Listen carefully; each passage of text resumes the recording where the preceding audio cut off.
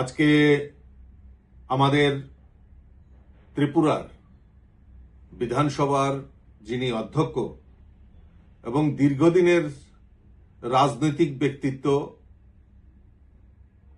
আমাদের বিশ্ববন্ধু সেন, উনি আজকে সকালবেলায় উনি আমাদের ছেড়ে চলে গেছেন।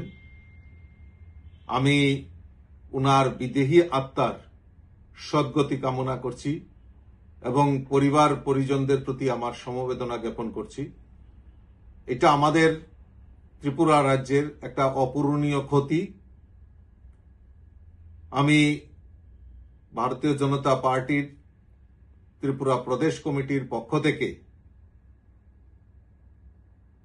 আমাদের ভারতীয় জনতা পার্টির যে কর্মসূচি আগামী 2 দিন, আজকে এবং কালকে, আগামীকালকে যত কর্মসূচি হাতে নেওয়া হয়েছিল সেইগুলিকে স্থগিত রাখা হয়েছে এবং তার পাশাপাশি আমাদের সরকার আগামী 3 দিন ব্যাপী ওনার প্রতি শ্রদ্ধা জানিয়ে শোকের ঘোষণা করেছেন এবং আজকে ছুটি ঘোষণা করেছেন।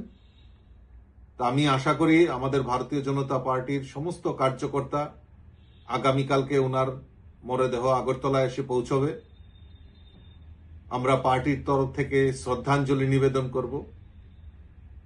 আমি সকলকে এই বিষয়ে আমি অবহিত করার জন্য আমি এই মাধ্যমে আপনাদের সকলকে অবহিত করছি।